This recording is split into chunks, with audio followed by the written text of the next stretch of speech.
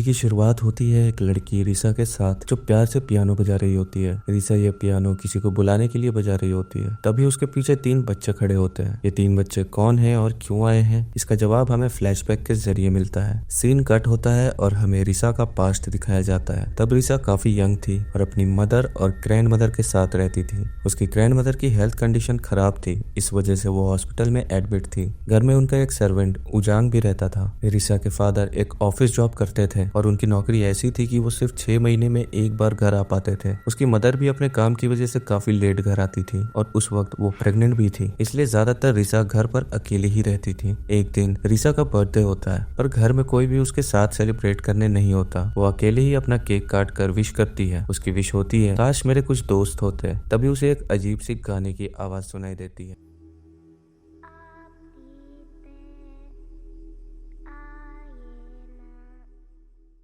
रिसा उस वक्त ground floor पर होती है पर आवाज सुनकर वो क्यूरियोसिटी में ऊपर जाती है। वो एक रूम में जाकर देखती है कि आवाज अलमारी के अंदर से आ रही है। जब वो अलमारी का गेट खोलती है तो उसे अंदर कुछ नहीं मिलता, इसलिए वो अलमारी का गेट बंद कर देती है। पर तभी अलमारी का गेट खुद ब खुद खुल जाता है और उसके अंदर से एक छोटा बच्चा बाहर निकलता है। उस बच्चे का नाम जॉनसन होता है और वो कहता है कि वो हाइड एंड सीक खेल रहा है। जॉनसन फिर अलमारी के अंदर वापस छुप जाता है। तभी वहाँ 2 और बच्चे आ जाते हैं, पीटर और विलियम। वो दोनों रिसा से पूछते हैं जॉनसन कहाँ है। रिसा उन्हें बताती है कि वो अलमारी के अंदर छुपा हुआ है। वो दोनों अलमारी खोलकर जॉनसन को ढूंढने निकलते हैं और वहां से चल देते हैं। रिसा उनसे कहती है कि वो भी उनके साथ खेलना चाहती है। रिसा उस वक्त बहुत यंग थी और उसे कोई आइडिया नहीं था कि ये बच्चे कौन है। उसका मानना था कि ये उसके नेबर्स हैं। उसी रात रिसा की मदर लेट नाइट घर पहुंचती है। घर में एंटर करते ही उसे बच्चों की आवाज सुनाई देती है। वो फर्स्ट फ्लोर पर होती है पर जब वो ग्राउंड फ्लोर की तरफ देखती है तो उसे कुछ पेंटिंग्स और स्क्रैचेस नजर आते हैं। तभी उसे रिसा के रूम से आवाज आती है। वो रिसा के रूम में जाती है और देखती है कि रिसा सो रही होती है। उसकी माँ उसे सोया हुआ देखकर वहाँ से चली जाती है। लेकिन असली बात यह है कि रिसा सो नहीं रही थी, वो उन्हीं बच्चों के साथ खेल रही होती है। वो 3 बच्चे वहीं बैठे होते हैं लेकिन रिसा की माँ उन्हें देख नहीं पाती। यहाँ एक बात क्लियर हो जाती है, ये बच्चे नॉर्मल नहीं है।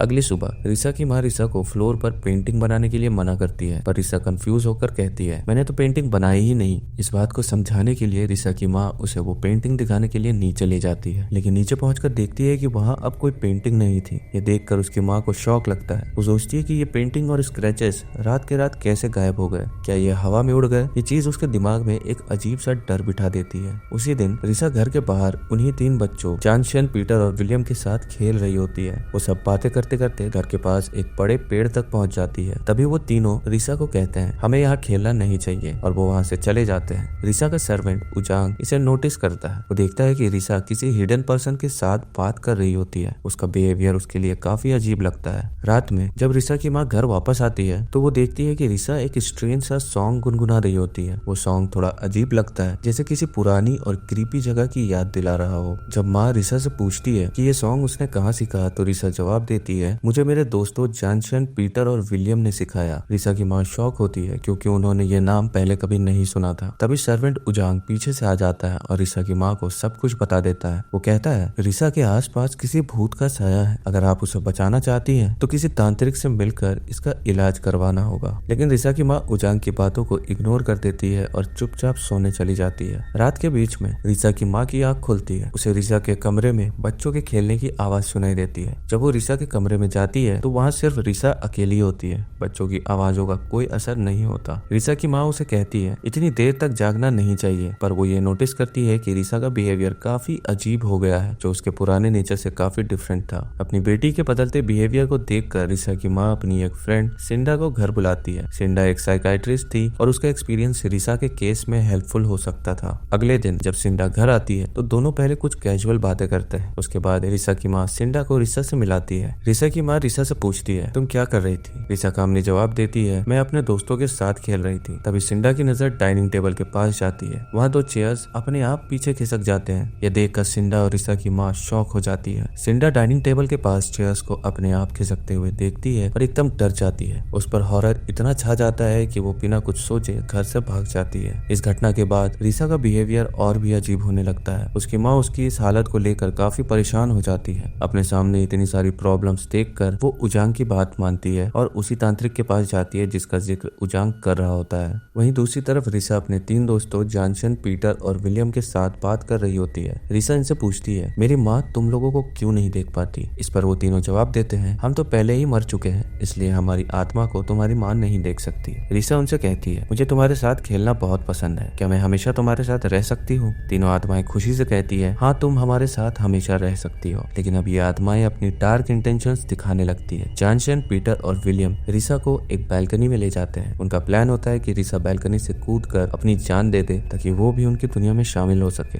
रीसा बैल्कनी से कूदने ही वाली होती है, तभी तांत्रिक वहाँ टाइम पर पहुंच जाता है और रीसा को खींचकर पीछे ले जाता है। तांत्रिक रीसा की माँ को बताता है कि रीसा के पास एक स्पेशल पावर है, वो भूतों को देख सकती है और उनसे बात भी कर सकती है। ये एक गिफ्ट और कर्स दोनों है। उसके बाद तांत्रिक अपनी विद्या का यूज करके जॉनसन, पीटर और विलियम का असली रूप रीसा को दिखाता है। ये देखते ही रीसा डर के मारे चिल्लाने लगती है और बेहोश हो जाती है। उनका असली रूप बहुत ज्यादा भयानक और डिस्टर्बिंग होता है। इस घटना के बाद जॉनसन, पीटर और विलियम रीसा को दिखना बंद हो जाते हैं। कहानी यहाँ से 8 साल आगे बढ़ जाती है। अब रीसा बड़ी हो चुकी है। आपको याद होगा कि 8 साल पहले रीसा की माँ प्रेग्नेंट थी। अब रीसा के साथ उसकी छोटी बहन रीरी भी होती है। रीसा की माँ को पता चलता है कि उसकी सासू माँ की तबीयत काफी खराब है, इसलिए वो रीसा और रीरी को अपनी मदर इन लॉ के घर भेज देती है ताकि वो वहाँ उनकी देखभाल कर सके। वहाँ पहुंचकर रीसा को पता चलता है कि उसका एक कजन आंद्रे भी वहाँ रहता है। वो अपनी दादी की देखभाल कर रहा होता है, लेकिन एक लड़का होने की वजह से उसकी कुछ मजबूरियां भी होती है। इस नए महल में रीरी काफी खुश रहती है। वो इधर उधर घूमते और खेलते हुए नई चीजें एक्सप्लोर कर रही होती है। एक दिन घूमते घूमते वो एक पेड़ के पास पहुंच जाती है। ये वही पेड़ होता है जो कहानी के शुरुआत में दिखाया गया था, जहाँ जॉनसन, पीटर और विलियम ने रीसा को खेलने से मना किया था। पेड़ के पास रीरी को एक कंगा यानी कोम दिखता है। वो कंगा उसे काफी क्यूट और अट्रैक्टिव लगता है। वो उस कंगे को उठाकर अपने पास रख लेती है। सीन यहीं कट हो जाता है। शाम के वक्त एक औरत जिसका नाम असी था वहाँ आती है। वो अपने आप को नर्स बताती है और उनके घर में रहकर काम करने लगती है। रीसा अपनी माँ से फोन पर बात करते हुए असी के बारे में पूछताछ करती है, लेकिन सरप्राइजिंगली उसकी माँ को भी इस नई नर्स के बारे में कुछ भी नहीं पता होता। इस बात के कुछ ही घंटों में असी और रीरी के बीच एकदम क्लोज दोस्ती हो जाती है। दोनों को देखकर लगता है जैसे वो काफी पुराने दोस्त हो जो एक दूसरे को अच्छी तरह समझते हो। अगले दिन सुबह आंद्रे और रीसा बात कर रहे होते हैं। तभी आंद्रे देखता है कि रीरी गार्डन में अकेले खेल रही है। उसे लगता है कि अगर वो झूले से गिर गई तो उसे चोट लग सकती है। आंद्रे ये बात रीसा से शेयर करता है और उसे कहता है कि वो गार्डन में जाकर रीरी के साथ खेल ले। जब रीसा विंडो से बाहर देखती है तो वो नोटिस करती है कि असी रीरी के पास खड़ी है। रीसा आंद्रे से पूछती है, तुम्हें वहाँ कोई दिख रहा है? आंद्रे हैरान होकर कहता है, वहाँ तो कोई भी नहीं है।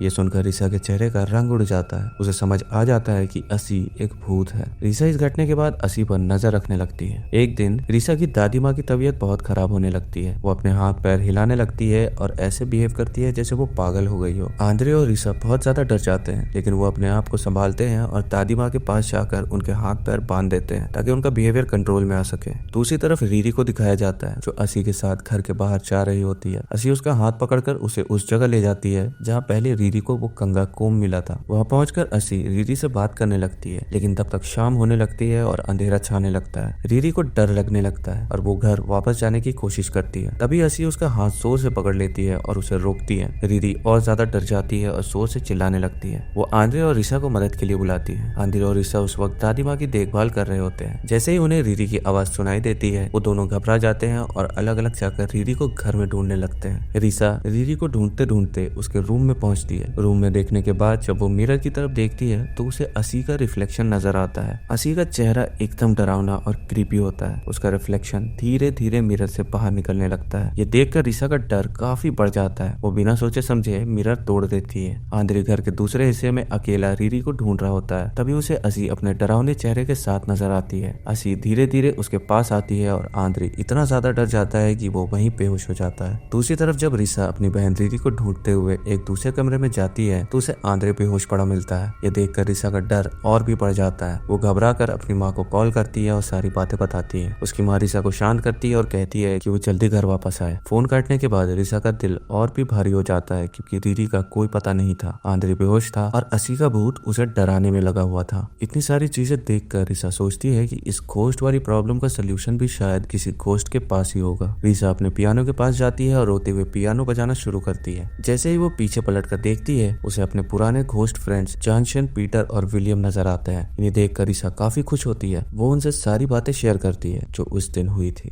जॉनसन, पीटर और विलियम उसे बताते हैं, तुम्हारी बहन रीरी अब घोस्ट की दुनिया में चली गई है। अगर तुम्हें अपनी बहन को वापस लाना है तो तुम्हें भी हमारी दुनिया में आना होगा। वो बताते हैं कि रिसा के पास थर्ड आई है, इसलिए वो ऐसा कर सकती है। रिसा इनकी बात मानकर उनके साथ एक रिचुअल परफॉर्म करती है, जिससे वो घोस्ट की दुनिया में चली जाती है। घोस्ट की दुनिया में रिसा जॉनसन और विलियम के साथ मिलकर रीरी को ढूंढने लगते हैं। काफी ढूंढने के बाद वो रीरी को बाथरूम में देख पाती है। वहाँ असी ने रीरी को पकड़ा रखा होता है। जब असी रिसा और उसके घोस्ट फ्रेंड्स को देखती है तो वो थोड़ी डर जाती है। घबराहट में असी बाथिंग टब के जरिए गायब हो जाती है। ये देखकर रिसा बाथरूम के पास जाती है और वहाँ असी और रीरी को ढूंढने की कोशिश करती है, पर उनका कोई पता नहीं चलता। ये देखकर रिसा निराश हो जाती है और रो पड़ती है। इसके पैरेलल रिसा की माँ एक तांत्रिक के साथ घर आती है। वो अपने दोनों बेटियां रिसा और रीरी को ढूंढने लगती है, पर रिसा अब घोस्ट की दुनिया में है और दूसरी तरफ असी ने रीरी को अपने पास पकड़ रखा है, इसलिए माँ को अपनी दोनों बेटियां कहीं नहीं मिलती। माँ और तांत्रिक रीरी के रूम में पहुंचते हैं। वहाँ तांत्रिक को एक मेटल का कोम्ब मिलता है। ये वही कोम्ब है जो रीरी को शुरू में पेड़ के पास मिला था। तांत्रिक अपनी विद्या और तंत्र मंत्र का यूज करके असी के बारे में पूरी सच्चाई रिसा के माँ के सामने रख देता है। वो बताता है कि असी एक नेक दिल और सीधी सादी लड़की थी, लेकिन उसका पास्ट बहुत ट्रेजिक था।